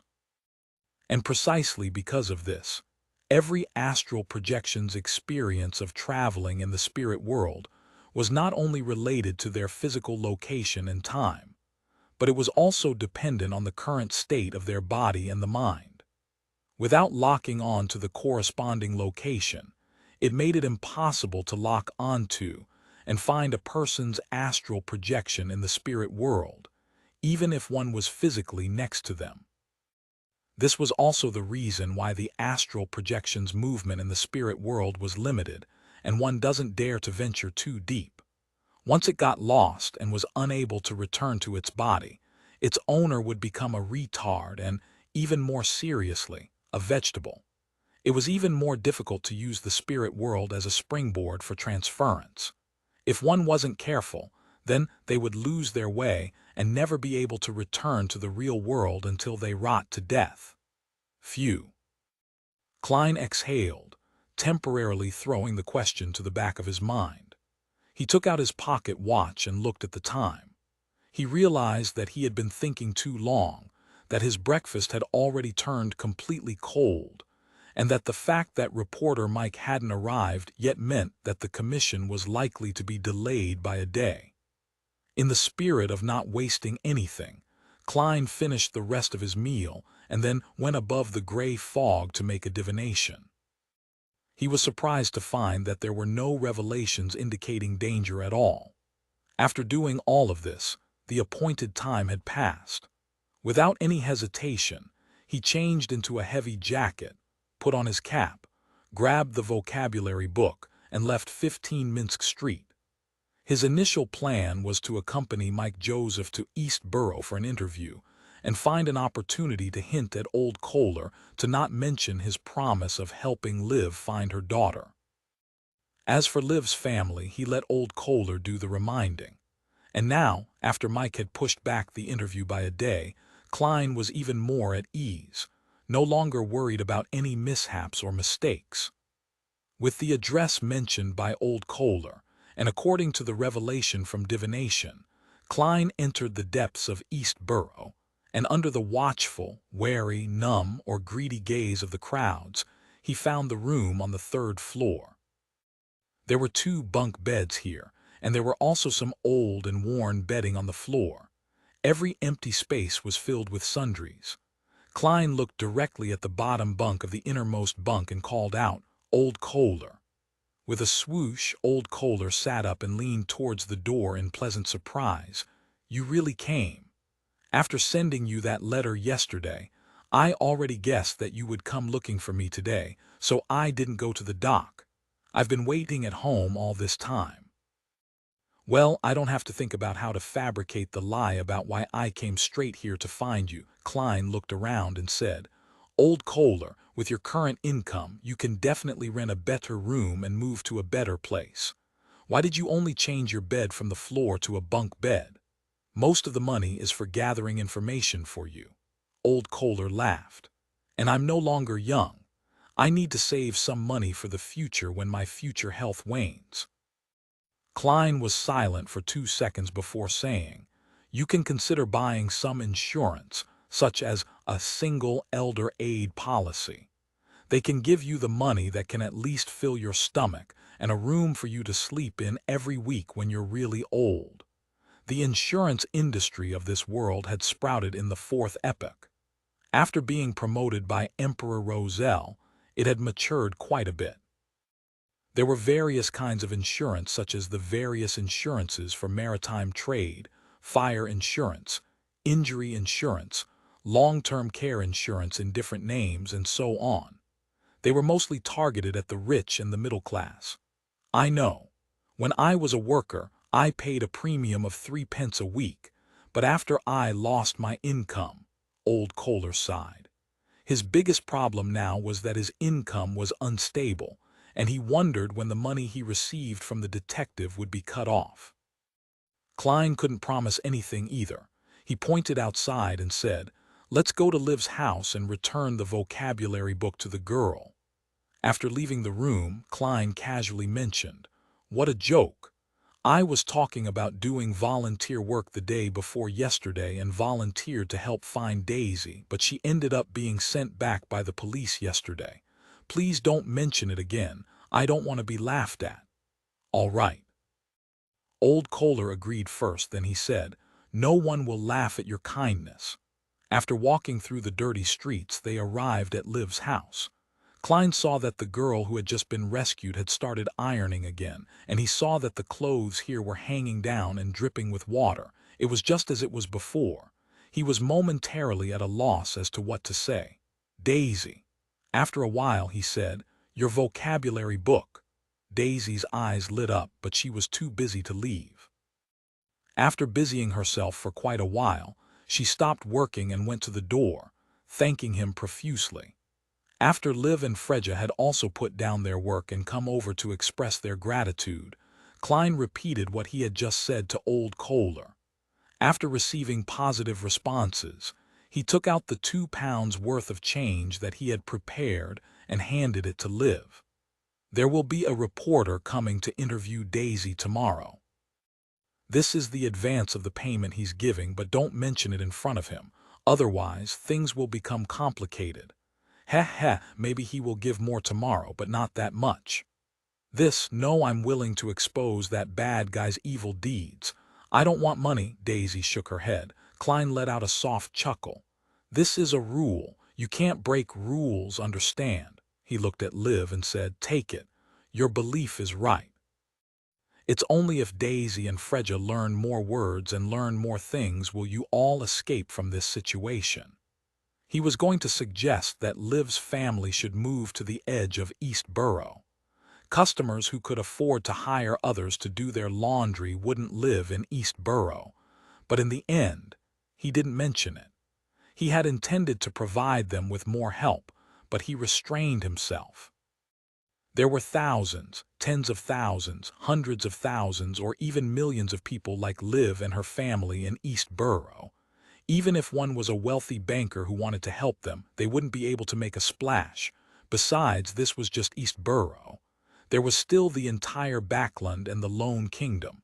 "Thank you, and help me thank the reporter for me." Liv was silent for a moment, then she took the money. Klein didn't stay for long. He quickly left as if there was a ghost that would devour his soul. After walking outside with old Kohler, he turned around and suddenly sighed. He said in a low voice, "There has never been a savior." 388 Exploring the Dreamland. What? Old Kohler asked, not hearing him clearly. Klein looked at the potholed road in front of him and said in a self-deprecating manner, "Nothing. I hope Liv's family can get out of this situation and live in better conditions." He had indeed voiced out his thoughts. Being one of the inheritors of the Foodaholic Empire's new era, it was perfectly normal for him to think of a revolution, to mobilize the masses, and to change the world. However, when he thought about the details, he felt that he couldn't save himself just by relying on the poor. This was because beyonder forces existed in this world. Furthermore, they were relatively supernatural and couldn't be resolved simply by firearms. For instance, Sequence 5 of the Mutant Pathway. That was just one aspect of things. Another aspect of things was due to the law of beyonder characteristics conservation. Due to the limited access to ingredients, beyonder forces couldn't become commonplace, making it difficult to convert the advantage of numbers into effective combat power. And even if it could be spread, as long as the problem of losing control wasn't resolved, then it would still bring about disaster. If there weren't any high-sequence beyonders, then there would actually be ways to deal with all of this to a certain extent. However, in the real world, not only were there demigods, but there were also sealed artifacts that could kill people without them even knowing how they died. Besides, deities were real and they stood high and lofty. In this way, the poor would use strikes and street protests to fight back. However, once they took up weapons and established an army, they would be met with an unstoppable counterattack. It wasn't impossible for a large-scale natural disaster to occur, one that would affect people psychologically. The only ones that were on par with the official beyonder organizations were mostly secret organizations. Typically, they were related to evil forces, so by joining hands with them, death might not even be the most tragic ending. Therefore, to embark on the path of revolution, the most hopeful road to success was to get the support of one or more churches. How many concessions could be obtained through simple strikes and street protests, while still meeting the vested interests of those involved? Bribery would be much easier. However, the incident regarding the true creator, who almost made use of the miserable situations of the poor to descend upon Backlund, has seemed to stir the church of the Evernight Goddess and the nobles who were aware of the situation. I can see that from the investigation mission that Mike had accepted and the information provided by Miss Justice. Klein's thoughts lingered on East Borough, the dock area, and the factory district. In the end, he couldn't help but let out a laugh and sigh in his heart. After all the ideas that come to me, it seems that only through the threat of an evil god's descent can the poor's situation be improved. However, the evil gods are also the ones who can't wait to draw on their flesh and blood, existences that devour their souls. They're the ones most likely to bring a disaster that no one can escape from. What wonderful irony! In Empress Borough, the opulent villa of Count Hall, as Dr. Escalante had upcoming matters she had to attend to, Audrey had brought forward her second psychology lesson for the week. Susie, more excited than she was, had long rushed into the study, even leaving the ball game she usually loved the most aside. Audrey purposely displayed her curiosity during this lesson, occasionally asking Escalante about psychology related to mysticism. At the end of the lesson, Escalante finally spoke after some deliberation. "Miss Audrey, we've organized a seminar on this subject. Many members have specialized in the intersecting field of psychology and mysticism. Are you interested in joining?" Of course, Audrey nodded and answered without the slightest sign of hesitation. It perfectly matched her predetermined, innocent, and curious personality that she had set for herself. Escalante smiled. Remember to keep this a secret. You know that your elders have a strong prejudice against the study of mysticism. I'll bring you there for the next lesson. No problem. Audrey gave her consent with a hint of excitement. After sending off Escalante, whose hair reached her waist, out the study, she closed the door behind her, faced the mirror by the bookcase, and remained silent for 2 seconds. Following that, she lifted up her skirt and took a step and did a swirl from a court dance. Then, looking at herself in the mirror, she sweetly smiled and said, "Audrey, you're great." Audrey knew that she had taken the first step in entering the psychology alchemists. Although the seminar was most likely an outer circle, and there would definitely be a lot of tests to follow, this really made her open the door to the psychology alchemists. In the process, she didn't borrow strength from the outside world, but instead, she relied solely on her observation and performance to perfectly hide it from psychiatrist Dr. Escalante.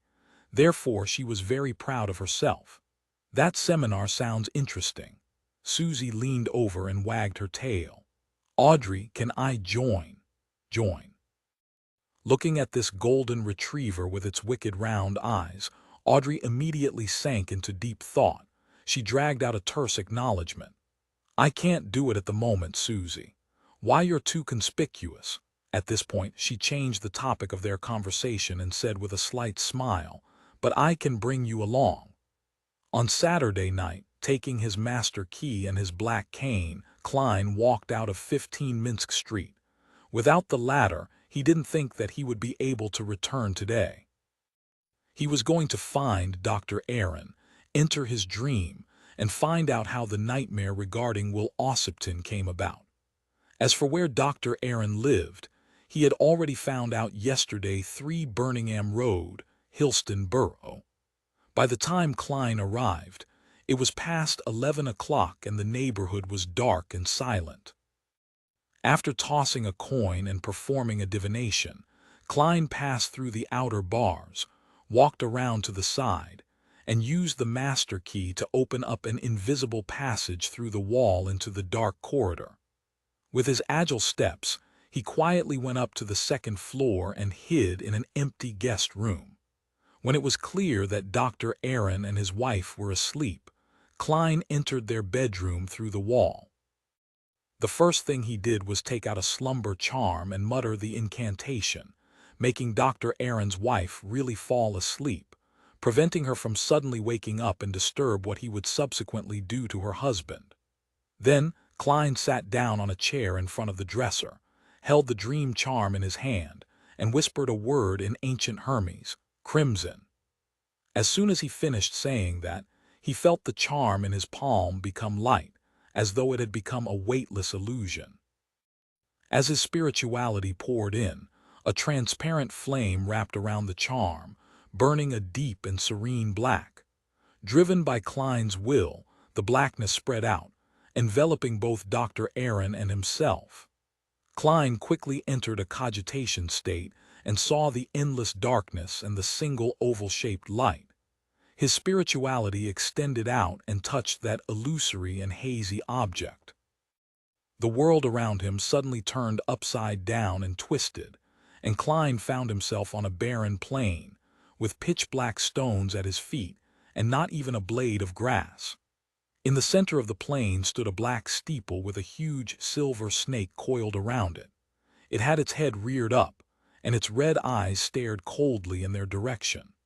Unlike what Dr. Aaron had described, the silver serpent had no physical scales, and its body was covered in dense patterns and symbols.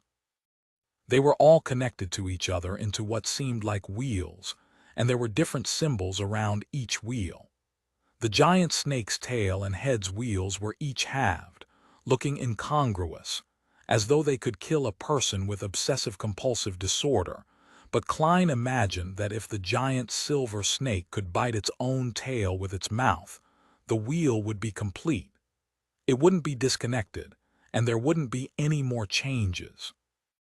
Next to Klein, Dr. Aaron stared blankly ahead, moving closer and closer to the dark steeple. I can now confirm that no one is guiding Dr. Aaron, that excludes Nightmare Beyonder powers. Klein quickly made a judgment. He didn't stop Dr. Aaron, but he followed him towards the black steeple and the silver snake. The two of them had only taken a few steps when their target had already appeared before them. The giant silver snake had its upper body bent down, as though it was considering how to enjoy the dessert that was delivered to its mouth. Its mouth opened wide, but there was no putrid smell coming from it. Its red eyes were cold and merciless, looking at everything like they were nothing more than prey. Yet, it didn't have the slightest hint of bloodlust or cruelty. In front of it, everything seemed puny and equal because of their insignificance. In the end, the serpent didn't launch an attack. Klein followed Dr. Aaron through an old, rotting wooden door and into the darkness of the tower. As Aaron had told him, the layout was abnormally confusing and chaotic. The stairs spiraled up and down, and the halls, libraries, and rooms were normal, inverted, and some were embedded in other parts.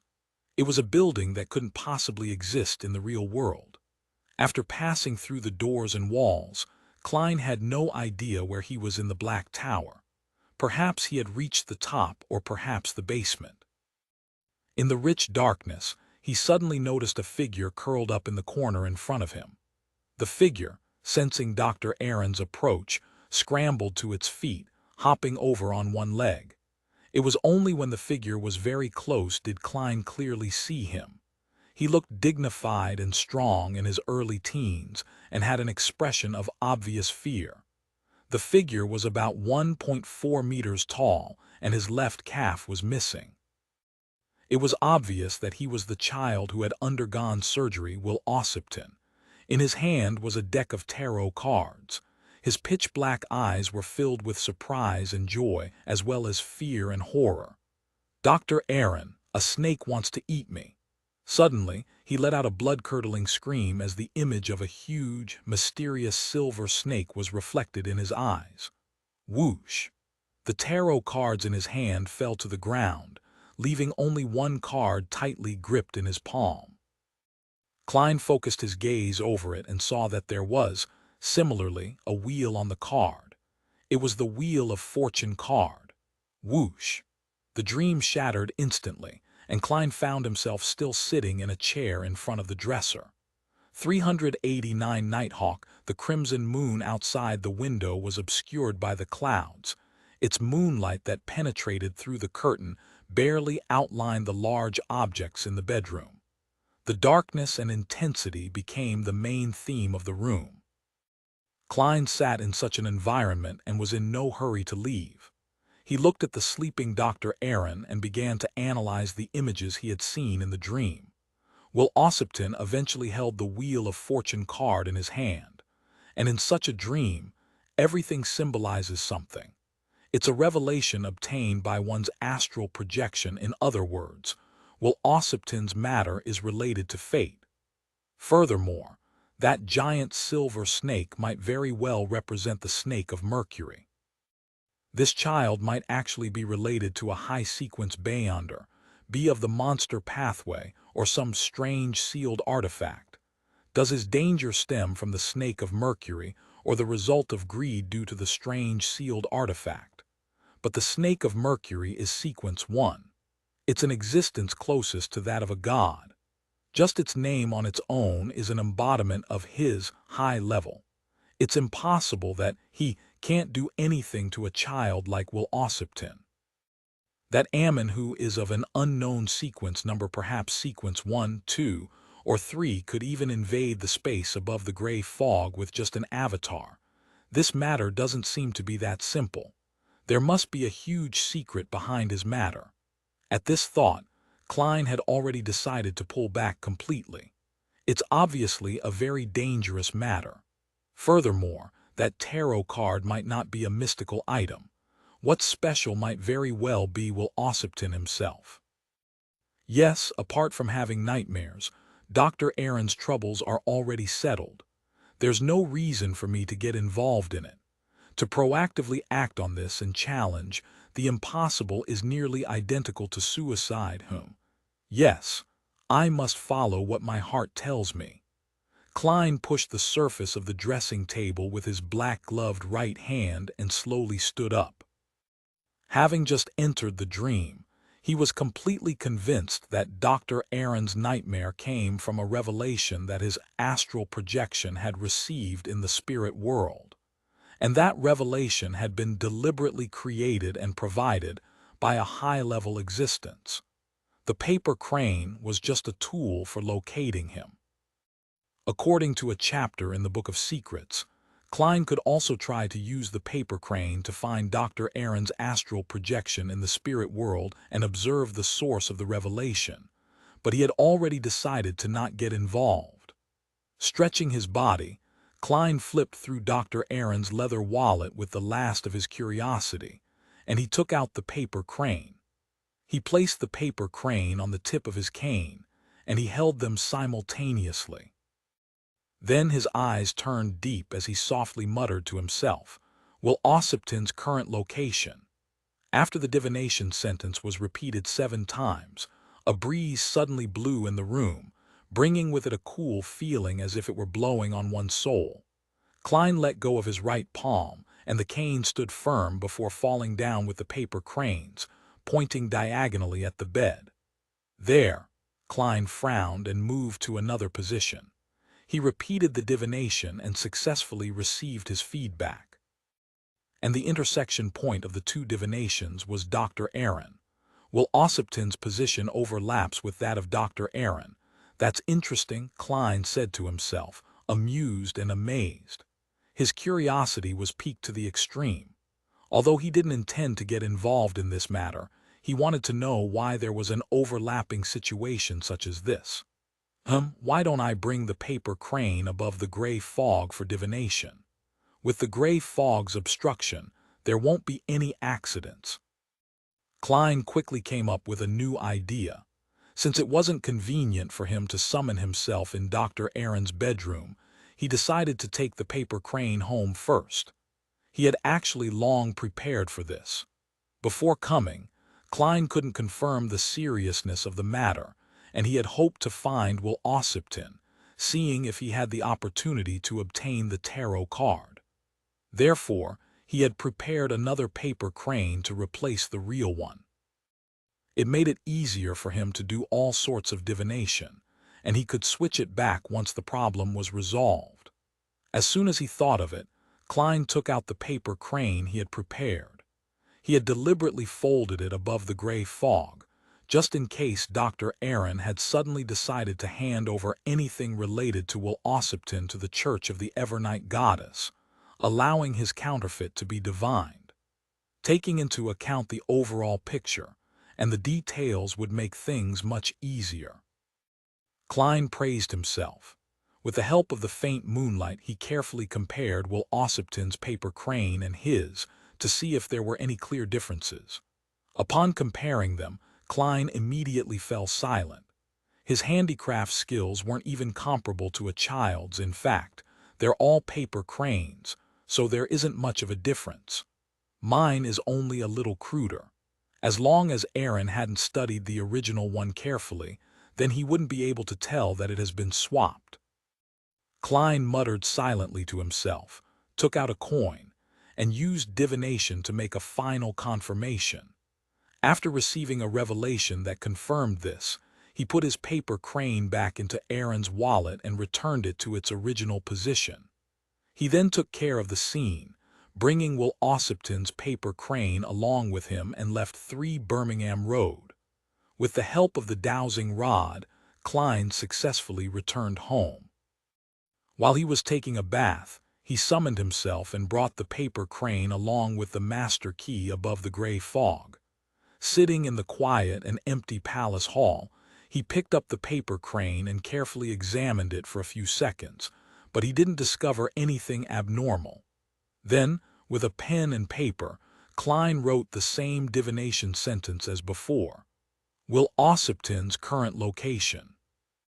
This time, he switched to using dream divination, and he was pleasantly surprised to see an image appear in the world of the gray fog. It was a dark room. A strong and dignified Will Ossipton leaned against the desk with the help of a chair by the window, and he looked out at the scenery with his pitch-black eyes. He held a stack of tarot cards in each hand, and beside them there was a pile of wooden blocks.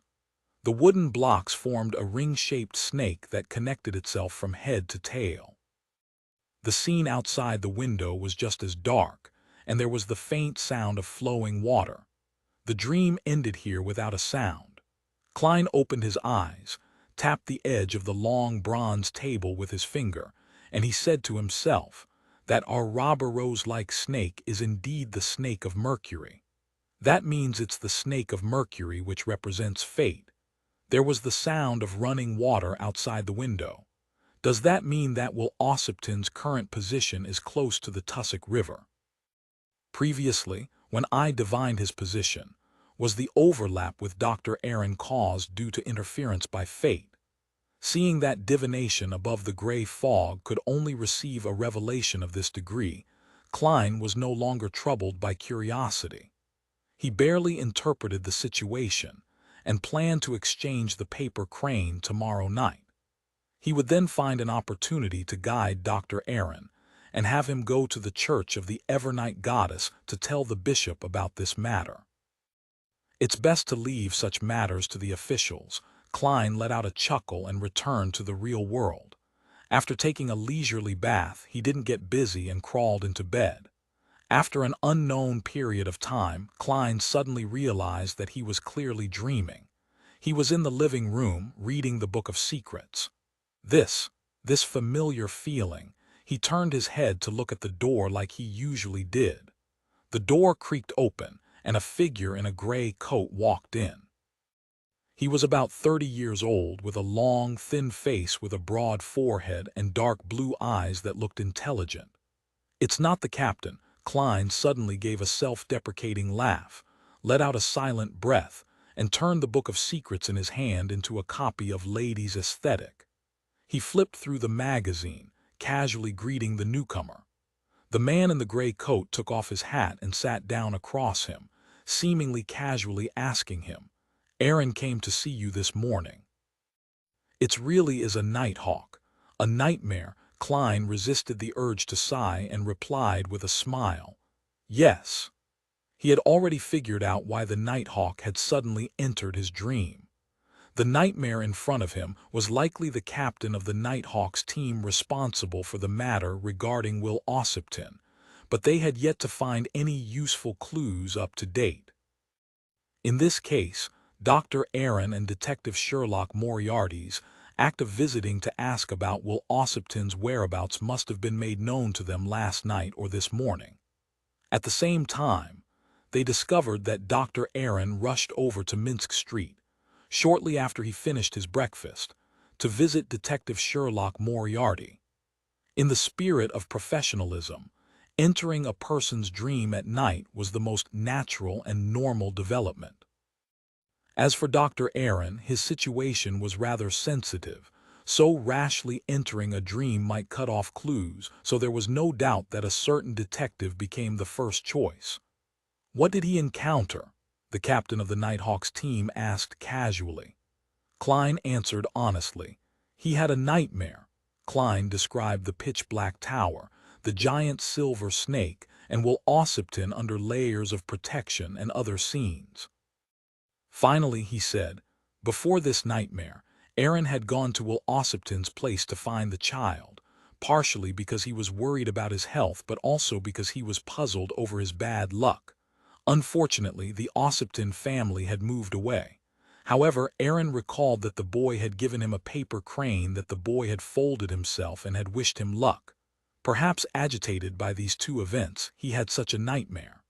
The man in the gray coat looked pleasantly surprised. "Paper crane." "Yes," Klein nodded slightly. "The child gave it to Aaron before he was discharged, and Aaron threw it into his office drawer. He forgot about it until last night." "I understand. Thank you for your explanation." The captain of the Nighthawks team stood up and bowed with his hand against his chest in a very polite manner. Suddenly, there was a ripple in the dreamland, and he disappeared from the room.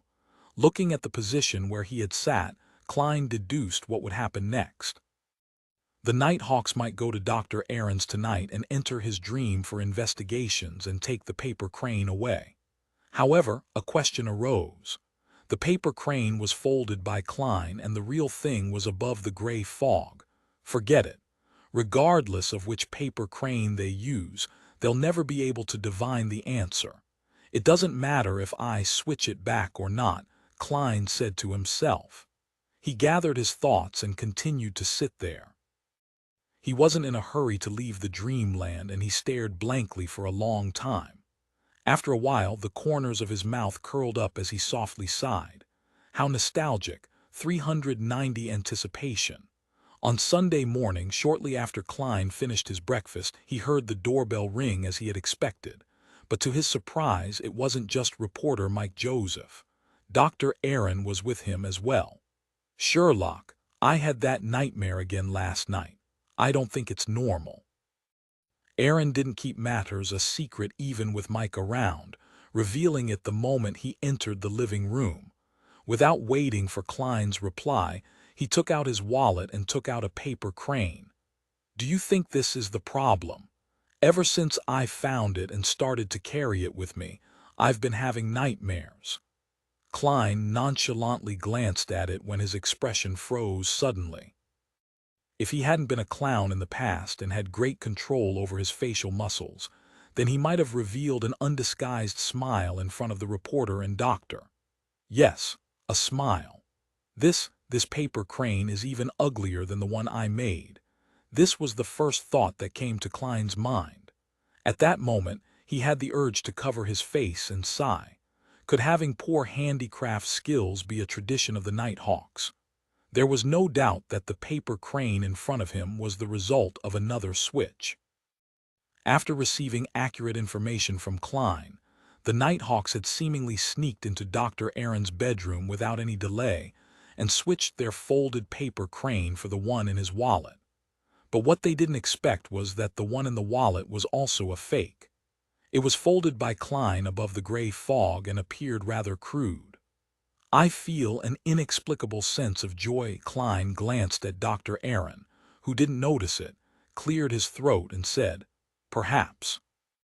I suggest that you go to the cathedral again and talk to the bishop you previously talked to. We need to believe that the gods that we believe in are always watching over us." As he spoke, he drew a triangular sacred emblem on his chest. After the nightmare had left last night, Klein had specifically gone above the gray fog to divine if it was dangerous having switched the paper crane. The result was that it was very safe. Thus, he was now able to make this suggestion with great interest, in an attempt to tease his former colleagues. "I wonder how they would feel seeing the paper crane that they didn't fold very well returned to them." Klein placated Dr. Aaron in all seriousness and turned to the reporter and said with a smile, "Mike, to tell the truth, what I really want to advise Aaron to do is to go see a psychiatrist, but faith can certainly soothe his soul." "You're not being frank at all," Mike laughed. "All right, let's go." The next day, Klein accompanied the Daily Observer reporter into East Borough to interview the rescued girls. With a full £1 as payment for the interview, no one refused it, not even some of the abused girls. In this interview, Capham's sin was the main focus. The current situation of the girls was another main focus. The former made people angry, while the latter left people feeling heavy. Daisy was actually lucky enough to be able to return to work when she got home and use her labor to barter for food. Less than a third of those who were rescued were like her, and most of them were the kinds with some savings at home, and they were in a position that allowed the traumatized women to heal and have time before they sought out suitable jobs. As for the other two-thirds of those rescued, they had to continue working hard in order to survive. And in the face of the mass unemployment of textile workers, they were often only able to find temporary jobs with low wages. Those with parents and siblings who hadn't lost their jobs were still okay. At least, they were able to help each other, barely filling their stomachs. The families in less optimistic situations had already begun to walk the path of street girls, as though they had never been rescued. Their act of betraying their bodies once was perhaps only for some food. This caused Mike to turn silent like before, and it was only when it was dark and once he left East Borough before his spirit returned. He thanked Klein. "Sherlock, it's all thanks to you. Otherwise, I definitely would have been blackmailed today by those rogue gangsters." "Isn't that why you hired me?" Klein smiled politely without any complacency. With old Kohler informing them beforehand, old Kohler and Liv's family hadn't revealed that he had helped search for Daisy for free. Especially when Daisy, who was pretty smart, was asked if she knew any relatively special people, she answered directly, "Mr. Reporter and Mr. Detective." Mike nodded sluggishly and walked on in silence for a long time. Before he boarded the carriage, he suddenly let out a sigh. "I would like to make a call in this report for the government to use Capham's estate to set up a bursary fund, which will use the annual income to help the rescued girls and others who have been harmed by Capham to get them out of their predicament. Although Capham's safe had already been robbed clean by the hero bandit, his greatest wealth is the property he bought. These should have all been obtained illegally." Klein listened carefully, gave Mike a deep look, and said in sincere praise, "You're the best reporter I've ever met. There are plenty of reporters like me. There are always idealists in the world." Mike sighed. With that, he paid £10 to Klein and took off his hat and waved it. As he watched the reporter get into the rental carriage, Klein was about to take a public carriage in the other direction when Mike suddenly opened the window and asked with a gibing smile, "Sherlock, I'm not the only reporter you know, am I?" Klein was stunned for a moment, then he laughed. "Guess." "City of Silver." Like a trapped beast, Derek Berg paced around the room in anxiety. He felt that the chief wasn't paying enough attention to his report. He was worried that the exploration team members, who had been affected by the fallen creator to an unknown extent, would cause devastating damage to this city that had lasted for 2,582 years in the darkness after their quarantine. In such a situation, he was eager to obtain advice from Mr. Hanged Man, Miss Justice, and company, who were rather familiar with the fallen creator. This was the tarot gathering he anticipated the most. "Wait a little while longer, just wait a little longer. If Mr. Fool doesn't summon me, I will pray directly to him." Derek tried to calm himself down, but his pacing didn't slow down one bit. Suddenly, he saw the endless gray fog and heard the messianic voice say, "Prepare for the gathering." With a sigh of relief, Derek sat down on the edge of the bed carefully and lay down, pretending to be ready to sleep due to exhaustion. After silently counting 1,000 rapid heartbeats, he waited for a while before he was engulfed by the illusory dark red light. At that moment, Derek's room was abnormally quiet. Lightning streaked across the sky outside his window, keeping the darkness away from the land. Suddenly, by the corner of his bed, a black figure squirmed and extended, taking the shape of a human. The dark figure quickly grew tall and quietly looked down at Derek. He carefully observed him for nearly a minute, then withdrew without gleaning anything. In the corner, the shadows remained the same, unchanging. The endless gray fog lingered beneath his feet as usual. The long bronze table in front of him was mottled with green rust, but it didn't seem to be rotten at all. The first things that Derek saw were Miss Justice and Miss Magician sitting opposite him. The familiar, jovial greeting sounded in his ear. "Good afternoon, Mr. Fool Tilda." "Good afternoon." Klein, shrouded in gray fog, nodded slightly. He seemed to respond leisurely to Miss Justice and the other members' greetings, but in reality he was busy manipulating the world, making him appear like a real person. After yesterday's interviews with reporter Mike, it was already dinner time. Klein went to a restaurant that served Faina Potter cuisine, and he was so overwhelmed by the spiciness that he voluntarily ordered a cup of desert beer. After eating his fill and returning home, he didn't go out again for the rest of the day.